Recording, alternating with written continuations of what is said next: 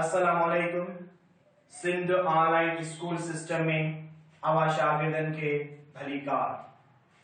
आऊं आहियां अवां जे केमिस्ट्री जो उस्ताद नजफ हैदर मेमन। प्यारा ॿारो, तव्हां बख़ूबी वाक़िफ़ आहियो त असां केमिस्ट्री जे चैप्टर नंबर 2 खे पढ़ी रहिया आहियूं। केमिस्ट्री जो चैप्टर नंबर 2 असां वटि हुयो कीमियाई अमलन जा कायदा। कीमियाई अमलन जे कायदनि जे अंदर असां इहो पढ़ियोसीं त कीमियाई अमल छा खे चइबो आहे, व्हाट इज केमिकल रिएक्शन। उन खां बाद में असां कीमियाई अमलन जा ॿ कायदा पढ़ियासीं। असां हिकिड़ो पढ़ियोसीं माए जे बका जो कायदो यानी law of conservation of mass, ऐं ॿियो पढ़ियोसीं असां मुक़रर थियल निस्बत वारो कायदो यानी लॉ ऑफ कांस्टेंट कंपोजिशन। कीमियाई अमलन जे कायदनि में अॼु असां वटि 3 नंबर कायदो आहे घणनि या कसीर निस्बतुनि वारो कायदो, लॉ ऑफ मल्टीपल प्रोपोर्शन। प्यारा ॿारो, लॉ ऑफ मल्टीपल प्रोपोर्शन यानी घणनि या कसीर निस्बतुनि वारो कायदो, इहो असां वटि 1803 ईस्वी में जॉन डाल्टन नाले हिकिड़ो साइंटिस्ट हुयो जंहिं इन कायदे जी वज़ाहत कई। इन कायदे जी वस्फ़ आऊं बोर्ड ते लिखी छॾी आहे। कायदे में छा थो ॾसे मिस्टर डाल्टन? डाल्टन चए पियो त जॾहिं के बि ॿ अंसर पाण में कीमियाई अमल करे ॿ या ॿिनि खां वधीक मुरकिब ठाहिनि था त हिक अंसर जा मुख़्तलिफ़ माया ॿिए अंसर जे मुक़रर कयल माए सां सादियुनि निस्बतुनि में हूंदा आहिनि। यानी मिस्टर डाल्टन असांखे इहो पियो ॾसे त जॾहिं के बि ॿ एलिमेंट, के बि ॿ अंसर पाण में कीमियाई अमल कंदा, केमिकल रिएक्शन करे ॿ या ॿिनि खां वधीक मुख़्तलिफ़ मुरकिब ठाहींदा, यानी when two elements combine with each other, then 2 or more than 2 compounds are formed। यानी ॿ अंसर पाण में मिली करे ॿ या ॿिनि खां वधीक मुरकिब ठाहींदा, कंपाउंड्स तैयार कंदा, त उन्हनि ॿिनि अंसरनि मंझां हिक अंसर जो मायो यानी मास जेको आहे उहो असां वटि कांस्टेंट हूंदो, ऐं ॿिए अंसर जो जेको मास आहे उहो असां वटि मुख़्तलिफ़ हूंदो। यानी हिक अंसर जो मायो सेम रहंदो ॿिन्ही कंपाउंडनि में, ऐं ॿिए अंसर जो मायो तब्दील रहंदो, चेंज थी वेंदो असां वटि। त इन खे सॾींदासीं असां घणनि या कसीर निस्बतुनि वारो कायदो। मिस्टर डाल्टन हिते मिसाल वठो, मिसाल वठंदासीं हिकु ॿ जिन में असां वटि शइ वाज़िह थींदी। मिसाल था वठूं कार्बन ऐं ऑक्सीजन। इहे ॿ असां वटि एलिमेंट आहिनि, अंसर आहिनि। हिकिड़ो कार्बन एलिमेंट आहे, ॿियो असां वटि ऑक्सीजन एलिमेंट आहे। यानी कार्बन जॾहिं ऑक्सीजन सां मिलंदो त ॿिनि क़िस्मनि जा कंपाउंड ठही सघनि था पिया असां वटि। हिकु कार्बन डाइऑक्साइड ठही सघे थो पियो, ॿियो कार्बन मोनोऑक्साइड ठही सघे थो पियो। यानी कंबाइन जेके थिया आहिनि उहे ॿ एलिमेंट आहिनि, हिकु कार्बन एलिमेंट आहे, ॿियो ऑक्सीजन एलिमेंट आहे।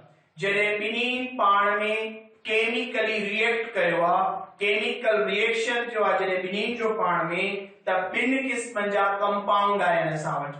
हिकु कंपाउंड आयो आहे कार्बन डाइऑक्साइड ऐं ॿियो कंपाउंड आयो आहे असां वटि कार्बन मोनोऑक्साइड। हाणे जॾहिं असां कार्बन डाइऑक्साइड CO2 ऐं कार्बन मोनोऑक्साइड CO इन ॿिन्ही जा मासिस ॾिसूं त हिते कार्बन जो मास 12 ऑक्सीजन हिक जो मास 16 थींदो आहे, हिते 2 आहिनि त 2 जो 32 थींदो असां वटि। हिते कार्बन जो मास 12 असां वटि ऐं ऑक्सीजन जो मास 16 असां वटि। हाणे मासन में जा ॾिसूं पिया त कार्बन डाइऑक्साइड ऐं कार्बन मोनोऑक्साइड में कार्बन जो मास फिक्स तो रहे पियो।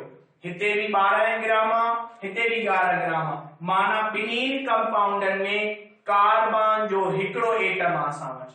पर जॾहिं असां ऑक्सीजन ते नज़र था कयूं त कार्बन डाइऑक्साइड में ऑक्सीजन जा 2 एटम आहिनि ऐं कार्बन मोनोऑक्साइड में ऑक्सीजन जो हिकु एटम आहे। त यानी जॾहिं 2 या 2 अंसर पाण मंझि कीमियाई अमल कंदा त 2 या 2 खां वधीक मुरक्किब ठाहिनि था त हिक अंसर जा मुख़्तलिफ़ माया, हिते मिसाल ऑक्सीजन में मुख़्तलिफ़ मायो आहे।